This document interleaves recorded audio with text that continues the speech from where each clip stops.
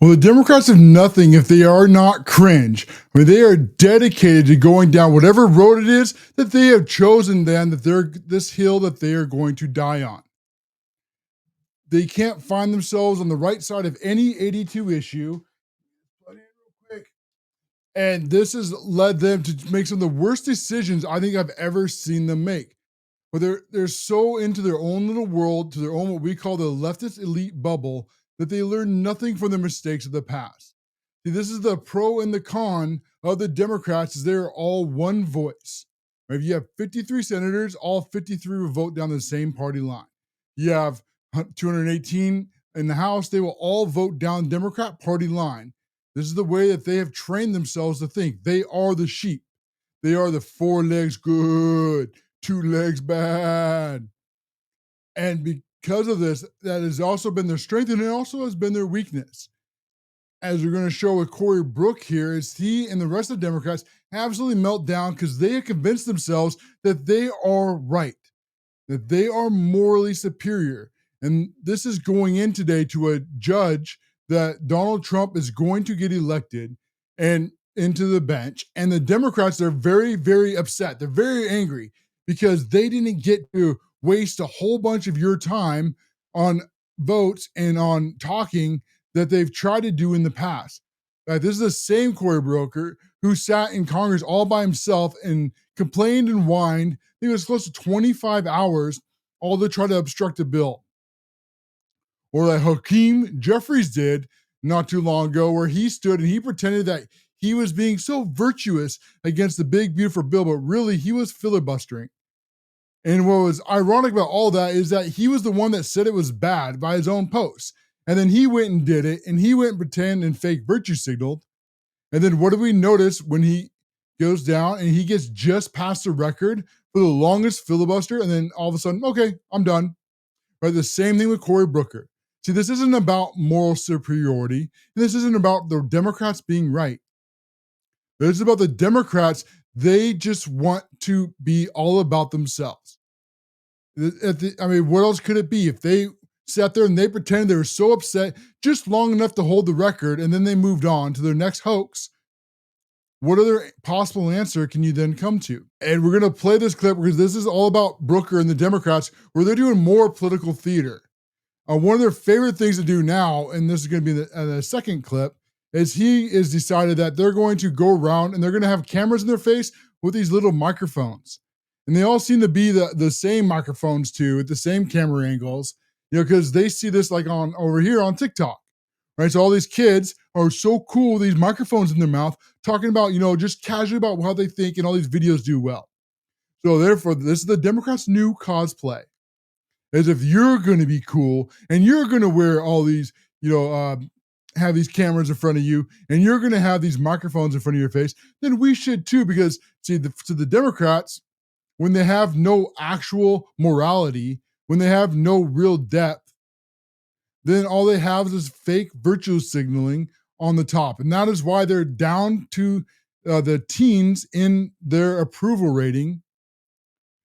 But because they're so woke, because they're so in their own Ivy League bubble, that they think that they are morally right. And they think that they are superior. Okay, never doubt that for a single second. The Democrats in their own heads, they can't ever believe that they are the ones that are on the wrong side. It doesn't matter how low the ratings get. I mean, the country is basically meant in the thirds. So the Democrats should have a third percent, so 33% roughly of the country in their pocket, just like they're roughly 30% for the Republicans and roughly 30% for the independents. But they've fallen that to more than half now, and this is for these very same reasons. I mean, what issue are the Democrats on the right side of? So without that, so here's Cory Brooker, and he's going to do this next political theater with the Democrats. Watch how they all get up all at the same time. They all walk out, and then he sits there and he runs his mouth, all because that he's mad that he can't sit there and filibuster like they've done in the past. Walked out of the Senate Judiciary Committee. Oops, that's the wrong one. Let's play this one first. How could you be doing this? At least have a vote on my point of order. Sir, with all appeals to your decency, with all appeals to your integrity, with all appeals to past jurisdiction and past precedent.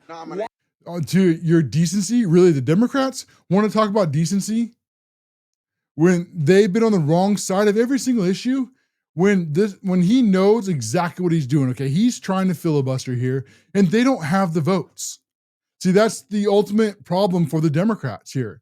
They simply do not have the votes to stop this judge from being elected. They know it, and the Republicans know it, and the Republicans are sick of them wasting all the time that they can when they just want to get this stuff done. Why are you doing this? This is outrageous. This is a kangaroo court. That's all we have here, This Mr. is Chairman. wrong. To violate your own rules without going by the mandates of the parliamentarian.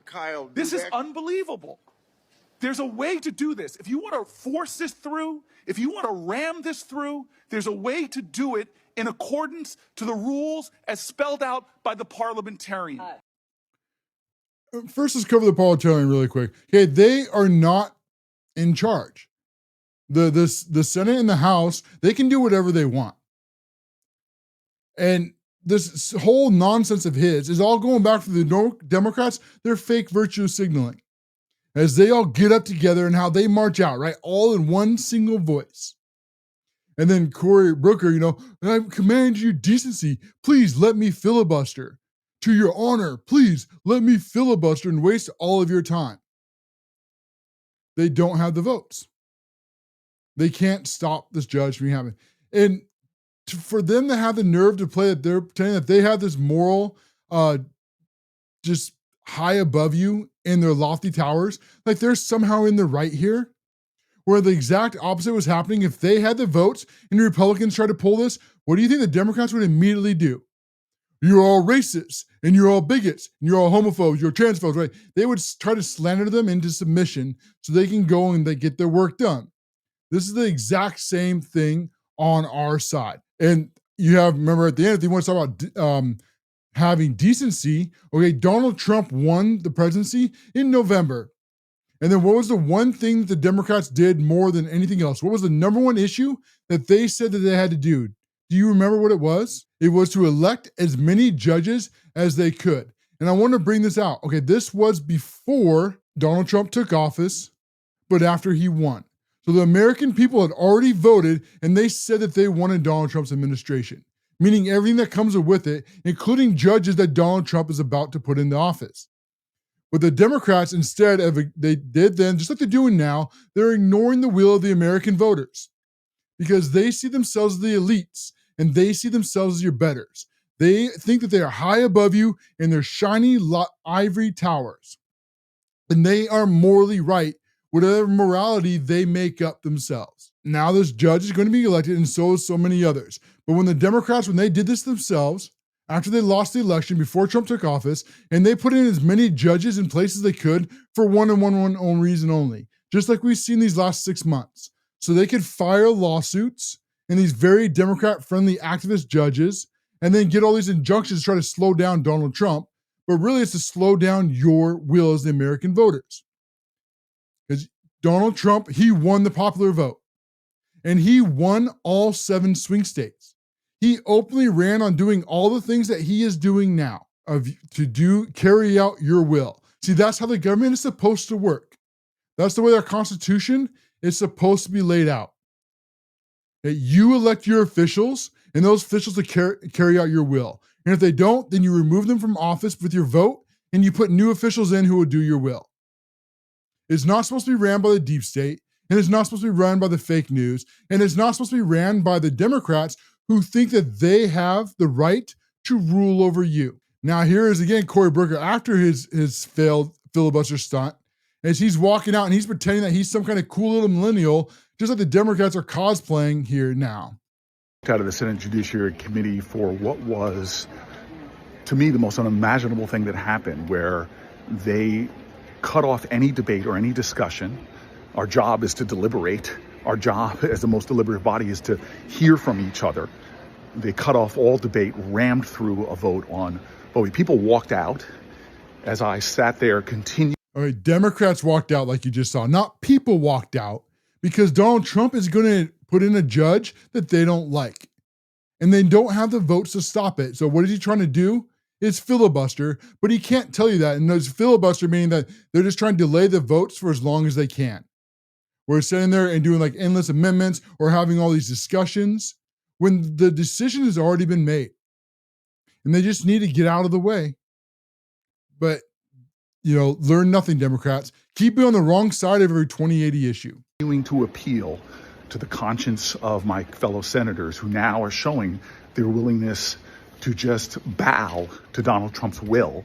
Yes, you voted for Donald Trump. See, it's not Donald Trump's will. It's your will. You elected Donald Trump, and he is doing everything that he said he was going to do when he took office and when he campaigned in front of you for virtually 2 years. But the Democrats, because their own weird, fake moral compass, and they've convinced themselves that they believe that Donald Trump is bad, and that's their job to stand against Donald Trump. So then for anything that they do is good, and anything Donald Trump does is bad, but by default means that anything that you do is bad because they think that you're too dumb to make up your own decisions. And I am not exaggerating that for a single second. The Democrats think that they're bigger, better, and smarter than you. And if you don't vote the way that they think that you should vote, then it's not their fault for being on the wrong side of every single issue. It's your fault for being too dumb to do the way that they want you to do. I mean, that is 100% of the way the Democrats think about it. Do not doubt me for a single second. To be able to undermine this institution in order to do his bidding, this was a day of shame for this committee. And what we just witnessed today was an utter sham in forcing through one of the most controversial nominees ever to the American circuit. Not to the American people. Controversial to the Democrats because it's not a left-wing activist who's cosplaying as a judge. And he's upset because their filibuster failed. For no other reason. But please, Democrats, keep being on the wrong side of every single issue. Please do it. Please keep making fools of yourself. Because the midterms are coming, and they have only one thing left that they can run on, and that is their hatred for Donald Trump, which is the only thing that unites the entire Democrat Party, is their hatred for the American way of life. Their hatred for our freedoms. The Democrats' hatred for our freedoms, for our right to pursue happiness. Because the Democrats, as much as they do this fake king stuff, it's the Democrats who want to be kings. It's the Democrats who think that they have the rights to rule over you for eternity. They never thought that Trump was coming back. And now he's here, they think it's their job to interrupt as much as possible. And another side to be on the wrong side of every single issue is that you have the Democrats on one side, and then we talk about the deep state. So I call this the three-headed beast from the DC abyss. This being the Democrat Party with their uniparty rhinos, and then this also being the deep state, these unelected bureaucrats that actually run Washington, D.C. when it's supposed to be your elected officials. And then the other arms is the fake news networks or corporate media. And the one we're talking about today is CNN. Because Brian Stelter is back on CNN. And Donald Trump has got his first round of Doge cuts, pushed through, which included $9 billion in cuts, $8 billion to USAID, and then $1 billion to PBS and NPR. So they're going to lose, I think, virtually all of their tax dollars, as they very much should. And so watch out Brian Stelter, how he tries to spin what has happened. Is he's going to try to do what they always try to pretend to do, just like whether it be CNN or PBS or NPR. Okay, these are all left-wing activists.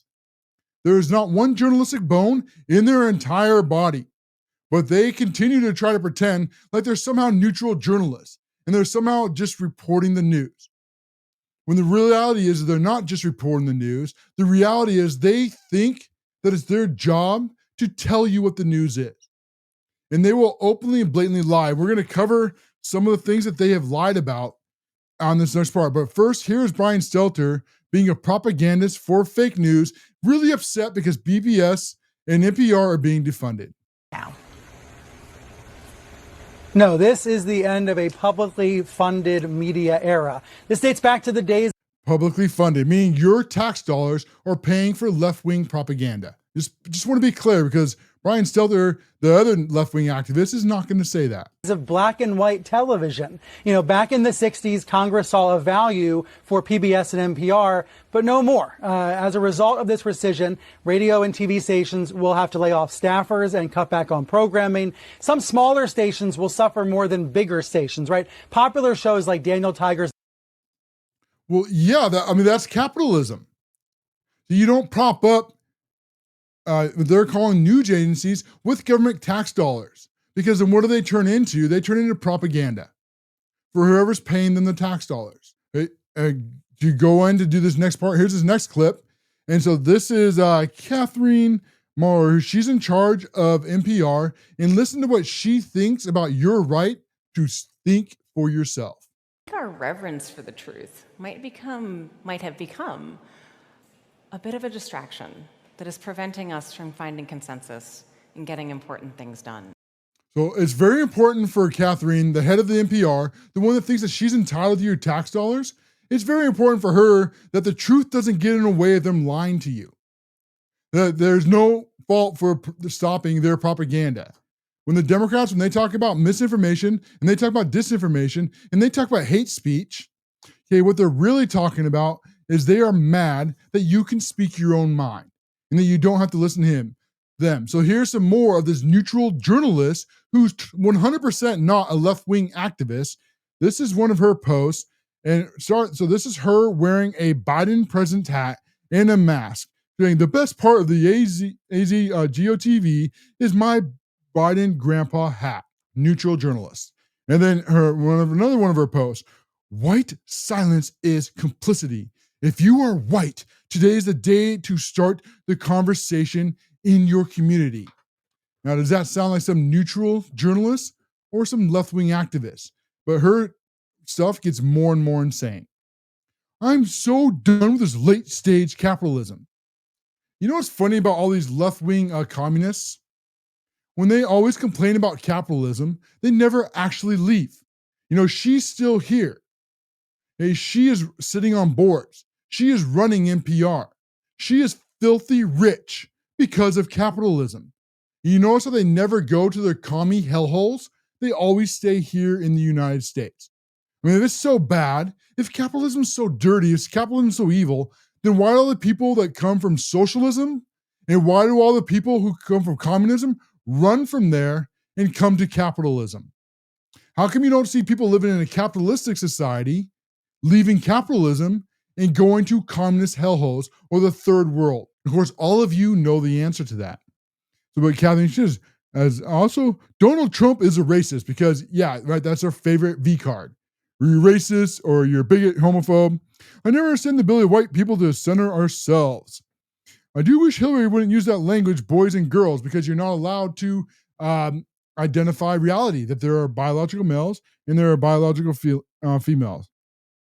Let's go, because we're getting up on breaks. Let's go a couple more, like every single day. All right, so this one was a huge one. Today, like every single day, is yet another great day to follow the Black women, as well as people of color, is on their website. Yeah, so this is your duty, is not to listen to the best quality stuff, because that's what she should be saying, right? If you want to grow an audience, if you want your voice to increase, that's great.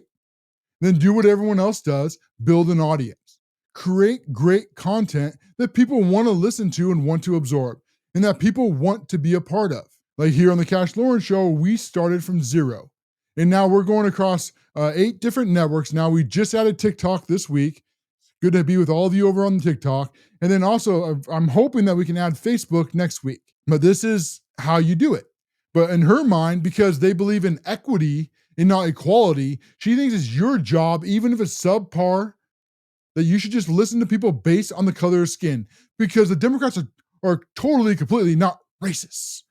And then she ends with this. Yes, the North. Yes, all of us. Yes, America. Yes, it is our original collective sin and unpaid debt. Yes, reparations. Yes, on this day. Now, I'm going to play. I also found another clip that I really want to play for you guys where she gets absolutely brutalized for these posts that she did in Congress, and watch her backstep on all this stuff. But before we play that clip, we're going to have to do a greedy profit break. We'll be right back. You're not going to miss it. This is the CASHLOREN Show. Before break, we had Katherine Maher, who is running the NPR, and all the PBS and fake news and NPR. They're all trying to pretend that they're somehow neutral journalists. And this is a bald-faced lie that's been shown, and now they're being exposed for who they truly are. See, for the longest time, they had a monopoly on information. And there's no real way for you to get information outside of this left-wing propaganda machine. An entire generation grew up on fake news, whether it be MSNBC, CNN, ABC, NBC, New York Times, LA Times, Washington Post, Political, or Axios. Every single one of them are Democrats. They are all in the bag for the DNC. And now that we have the rise of the independent creators, we are finally able to expose it. Because the reality was that they were actually in the minority, these liberal elites. But most people had no idea whatsoever. Because the only way to get information, you turn on the TV and you'd have whatever news station you listen to. I use that term news very, very loosely, but I'm sure you get the idea. And then you had on the other side, or you could go to your newspaper. And all of them would all be saying the same things and covering the same stories. And many people just didn't realize that most of the country thought like them. Because there are tens of millions of people out there who think like you do, who are an independent thinker just like you, who are conversationalists just like you. And they want to just have the facts and come up to their own decision. But that got in the way of the fake news networks. And so they would all lie to you, the American people. And most just didn't know because they would only be able to go there and they think, well, this is weird. I mean, I don't agree with them. But if all the news networks are saying the same thing, and I pull out my newspaper and all the newspapers are saying the exact same thing, then maybe I'm the one who is weird. Maybe it is me, but it wasn't you, it was them.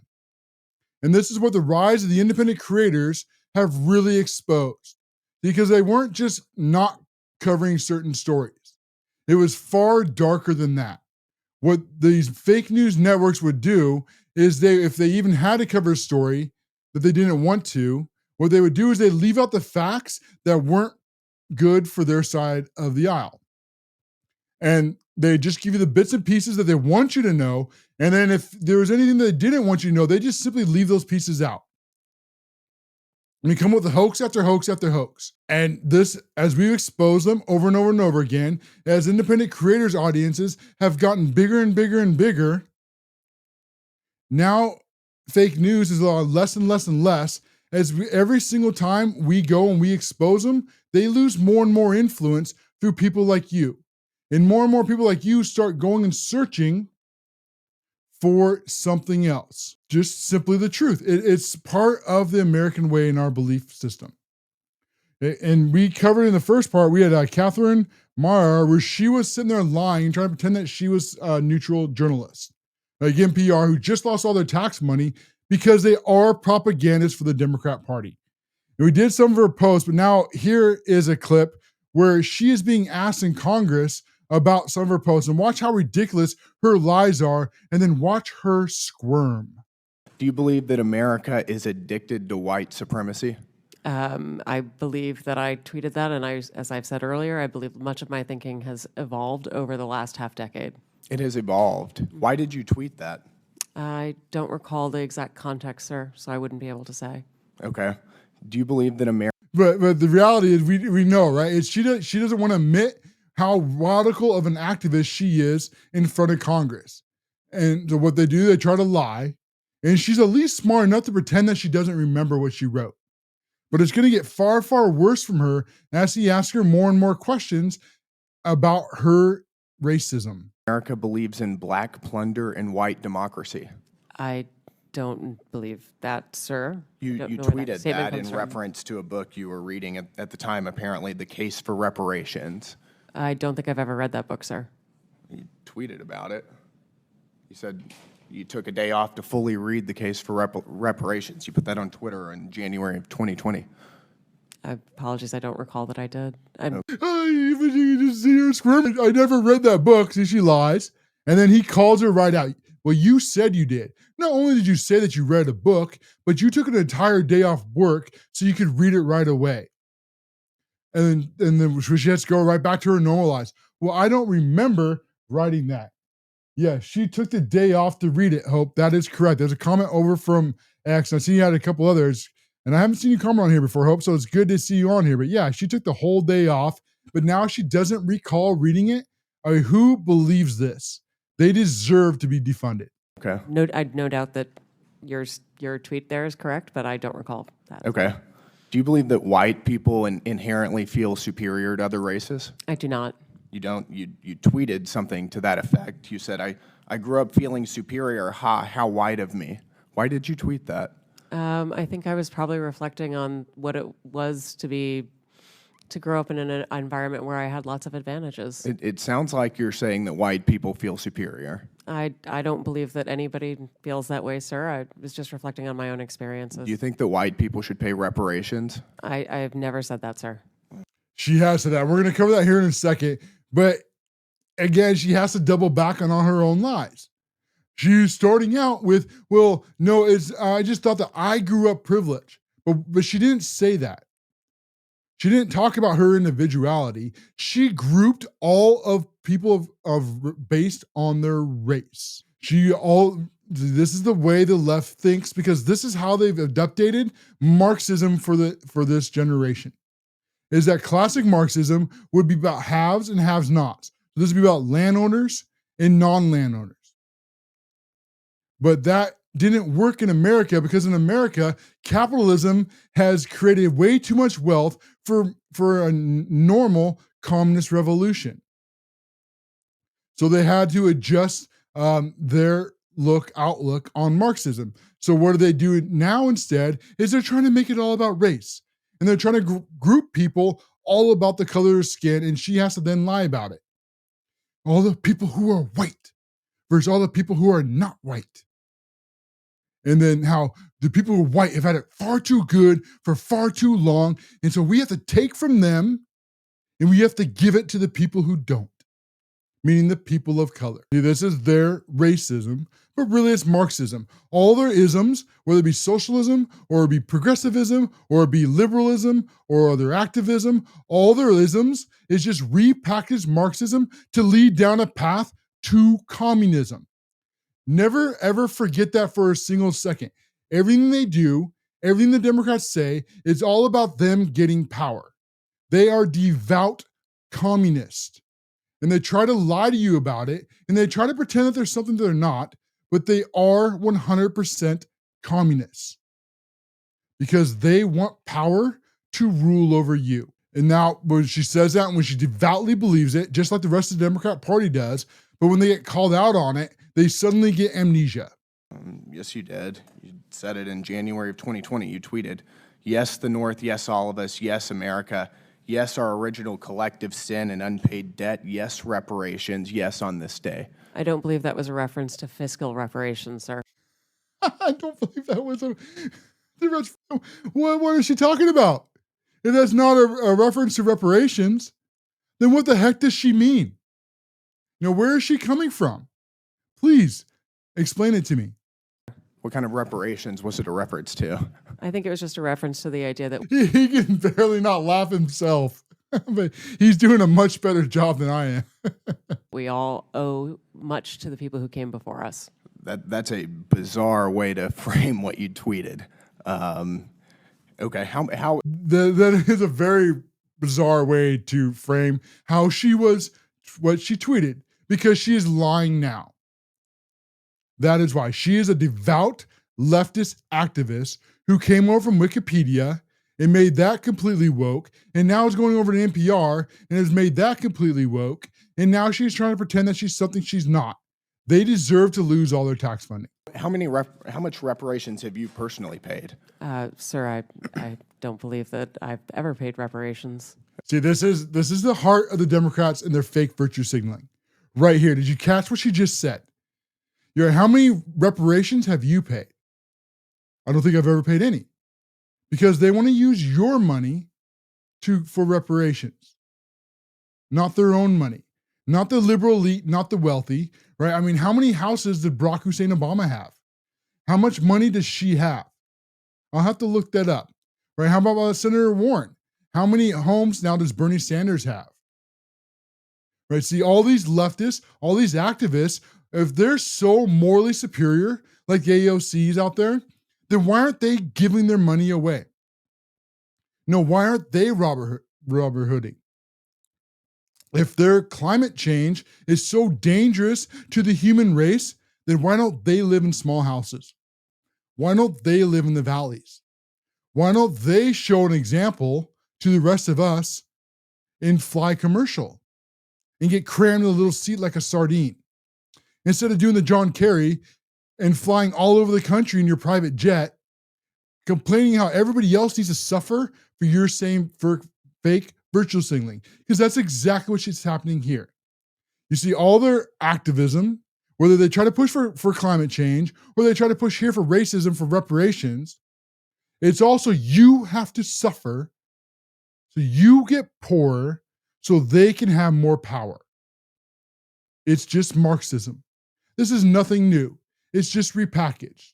Instead of the haves and have-nots, instead of the landowners and the non-landowners, this is them just redoing all of it as just a race-based Marxism. Okay, it's just for everybody else. I'm not asking anyone Seems to to pay be what you're reparations there. suggesting. Do you believe that looting is morally wrong? I believe that looting is illegal, and I refer to it as counterproductive. I think it should be prosecuted. Do you believe to the it's full extent of the morally law. wrong, though? Of course. Of course. Then why did you refer to it as counterproductive? It's a very different way to describe it. Hey, let me bring up that post real quick. Let's see, this is the next one. Okay, so this is the one that she is talking about, and this is what she said, word for word. This is her post, and it's up on screen for most of the screens I can see it. For that, I'll read it out.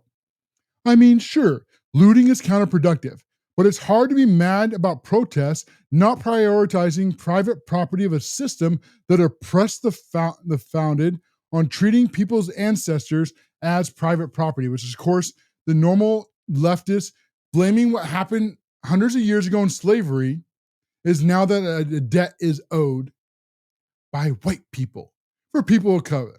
And what's truly remarkable about the left's woke mind virus is that it was the Democrats who owned slaves.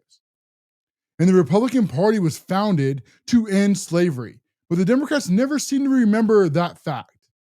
Morally wrong and counterproductive, as well as being You illegal. tweeted, it's hard to be mad about protests in reference to the BLM protests, not prioritizing the private property of a system of oppression. You didn't condemn the looting. You said that it was counterproductive. NPR also promoted a book called In Defense of Looting. Do you think that that's an appropriate use of taxpayer dollars? I'm unfamiliar with that book, sir, and I don't believe that was at my You time at tweeted NPR. that you read that book, but of course, because she doesn't remember what she read again. I mean, it sure is convenient how quickly they don't remember what they read, or how when they're called out on any of this stuff, all of a sudden they either don't remember or they have to plead the fifth. This is what the entire Biden administration is doing right now on a different subject, but this is for where NPR is at. This is where PBS is at, and this is why they deserve to lose all their tax money. And we're going to go out and we're going to expose a whole lot more of this here on the CASHLOREN show, right after we come back from this greedy profit break. I'm way up on the clock. The Democrats and their whole entire party is completely going to pieces here, as we have now the Washington Journal, where they wrote this hit piece about Donald Trump and Jeff Epstein as they're trying to make everything connect Donald Trump to Jeffrey Epstein in a way that doesn't make any sense. And the thing is, the Epstein thing, I think Pam Bondi really butchered it with her press conferences. Now, I don't know exactly what was going on with Epstein. No one really does, but it certainly wasn't zero, right? Maxwell is not sitting in prison for doing nothing with no one. I think we can at least all agree on that. Now, to what degree, to how much was going on, I don't know if we'll ever get the truth. But out of the three possible scenarios that I think that are really possible, the least likely is that Donald Trump is in some kind of Epstein list, or they have Donald Trump doing something with underage kids. Right? Because the Biden administration also had all the same things that Donald Trump does. They have all the same so-called evidence then that they had now. So if Biden had Donald Trump doing something really sick and perverted, then they wouldn't have wasted their time with the boxes hoaxes. They wouldn't have wasted their time with impeachments. They wouldn't have wasted their time with these fake felonies in New York. They wouldn't have wasted their time with Jean Carroll, and they wouldn't have wasted their time with January 6th. Okay, Donald Trump, if they had him doing this stuff, would be in prison. So I think that's the least likely out of the three. Another one is that the evidence is gone, at least to the point that where they can't really do anything with it. And there's also probably very likely, if they also destroy that evidence, that they then put new evidence in its place that is fake. And that could be why Pam Bondi and Donald Trump and them, why they said they were so serious about bringing out the Epstein list, but never did. It's one possibility. Either way, they should have came out and they should have done a press conference and they should have told us the truth and told us what was going on. But Donald Trump has decided that he wants to move on, and so that is what we're going to do. The last one is, of course, that it was all fake from the get-go, and I don't believe that is true either. I think the most likely is it's either so damaged from the Biden administration that they can't use it, or two, it's also probably a mix of the two, really, is that it's not as far as they say it was, which also makes some sense too, is you go into Epstein and you talk about all the child in the island, but they never talk about all his bank running between the guns and drugs across seas. And it's very suspicious and strange if someone's doing that kind of stuff, especially like Iran-Contra, that then they'd also be in a blackmail scheme. You would be in one or the other, because the problem is once you blackmail somebody, that they're going to clam up. And then they're going to tell all their friends not to work with you, that you're a blackmailer. So I don't know exactly where it is. I think it's somewhere in the middle. What I do think I do 100% know is if the Democrats have what they said they're having now, Donald Trump would be in prison. I have no doubt whatsoever. So this is getting us up to the Washington Street Journal piece. And then one more quick piece to wrap this all together before we get into the meats and potatoes of this. Because this is the circle jerk of how the deep state operates. Okay, if you want to see the swamp and you want to see how it operates, you're seeing it now more than any other generation has before. Because they make all this stuff up. So let's go through this, how this works. Okay, is when you have a source or you have an expert, something usually from the deep state, they leak something to fake news, right? So that's normally the first key point. And it's usually just completely made up. Or it's only the bits and pieces that they want you to know because they love to marry truths to lies. So then that gets leaked and then goes out to the mainstream media. The mainstream media says, sources say, experts say, right? The FBI or whatever, okay? Now that all the mainstream medias, they all act as one voice and they all start reporting it. And they're all quoting the same source, but it looks like a whole bunch because they're all reporting it. Okay, this will then go back up to the FBI and the DOJ. And they say, well, all these news agencies are reporting this, so there must be something to this. We should open up an investigation. Now it goes back to the mainstream media. An investigation has been opened when it was all a bogus right from the get-go. And this has all the same earmarks right now. And yesterday, Donald Trump, he did a really scathing report on True Social. And some of us were kind of scratching our heads, and some people lost their minds. Say, just chill for a second. Just wait. Just calm down.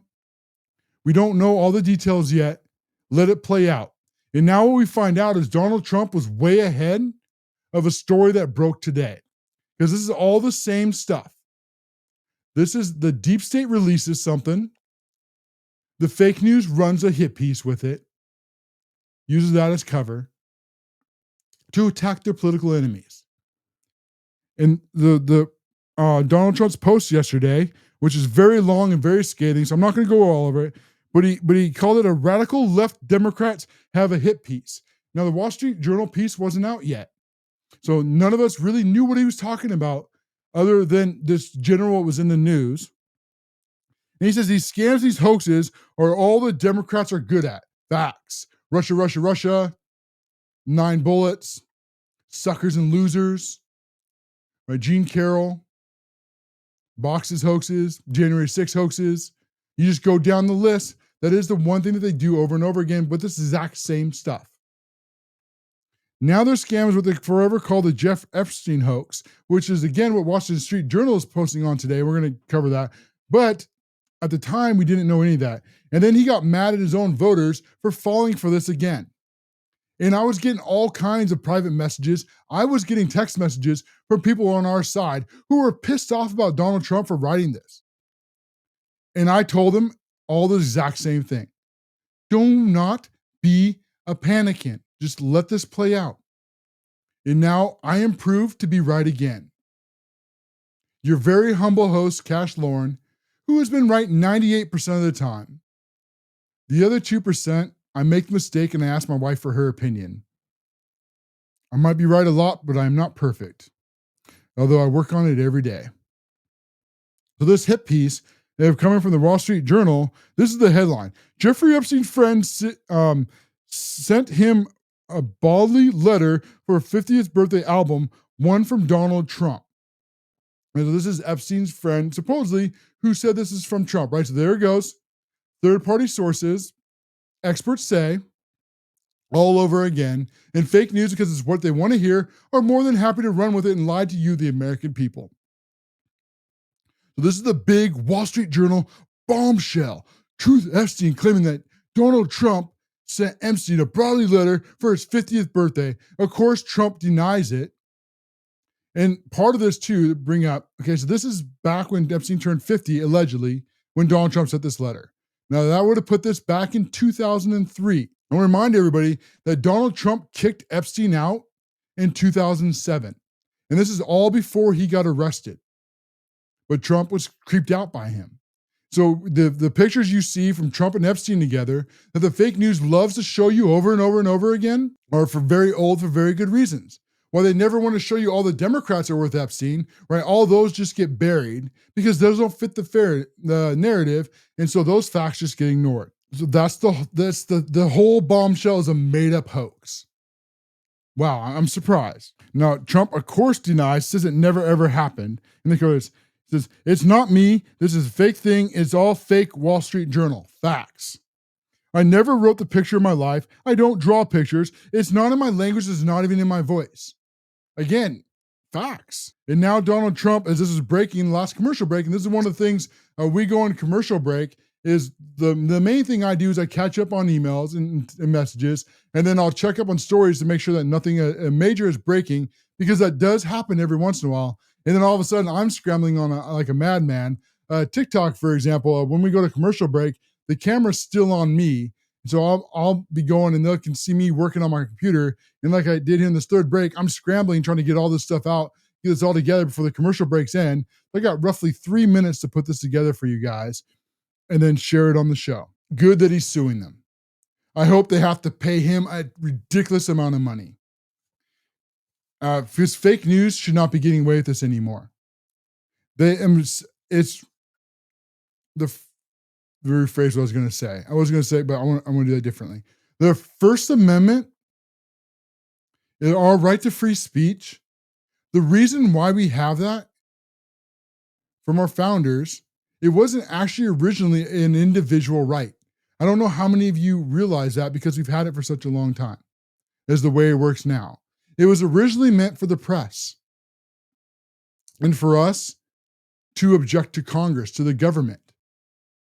It wasn't in the original writing to have individual free speech rights. That was brought in by SCOTUS later as an interpretation. To explain that, why that's so important to our founders, is because they understood how dangerous media was. It's because media really can be the enemy of the people. They can make a good person bad and a bad person evil.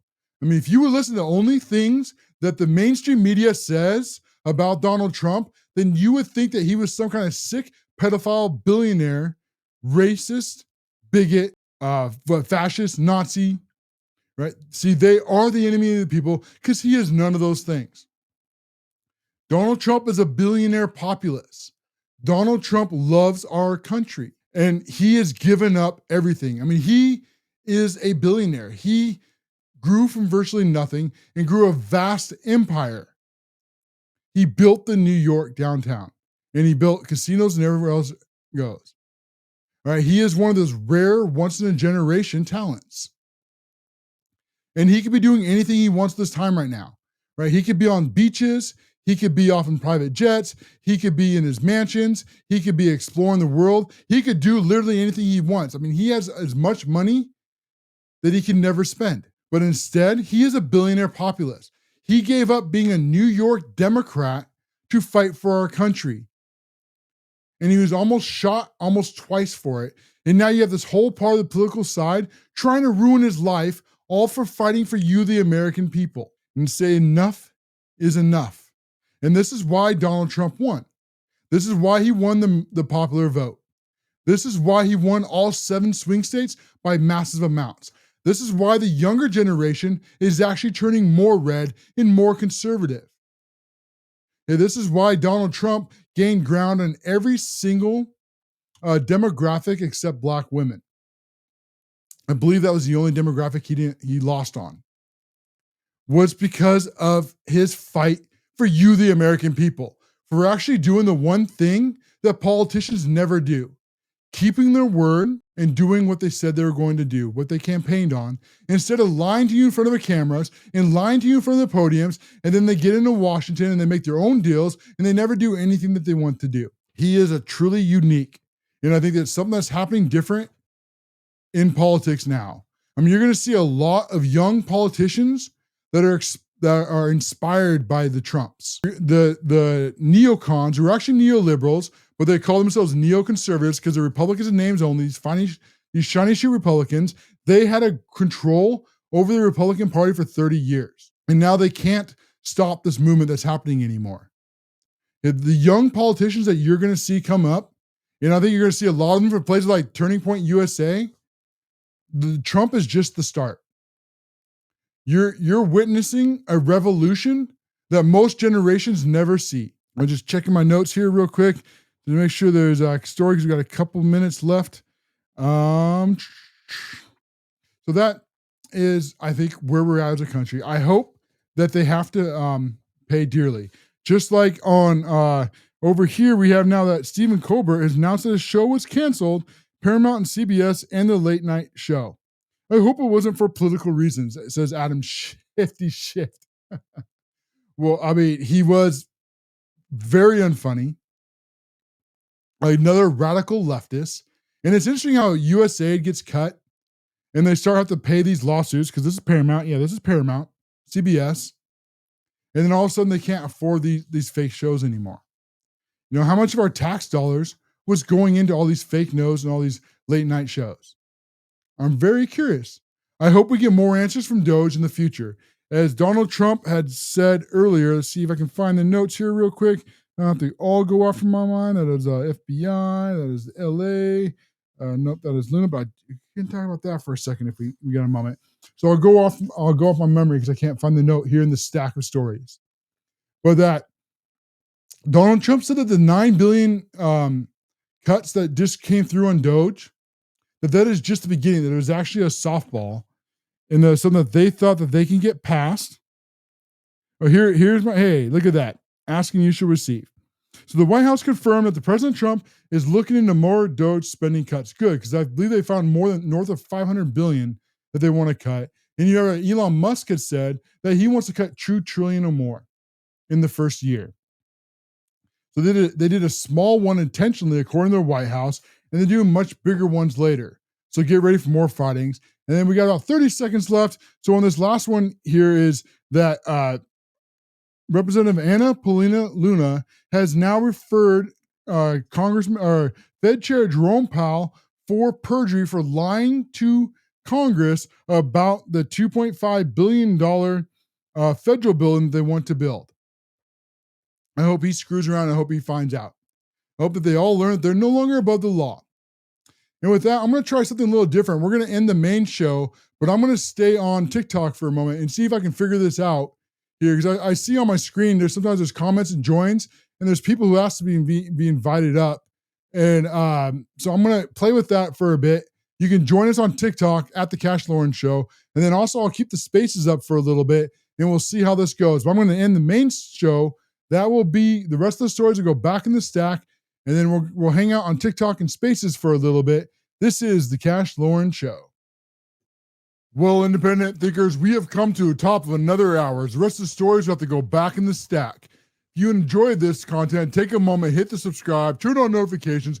Most importantly, share a conservative message with your friends and family. We will be back Monday through Friday at 8 p.m. Eastern here on the CASHLOREN Show. We will go and we will expose and fight the fake news networks who have been getting away with lying to you for decades.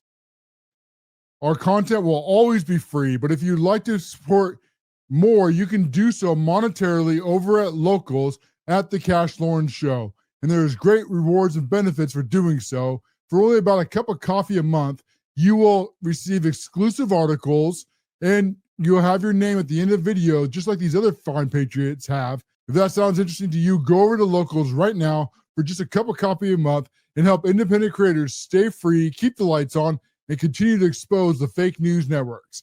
We'll see you again on the next episode. This is the CASHLOREN Show.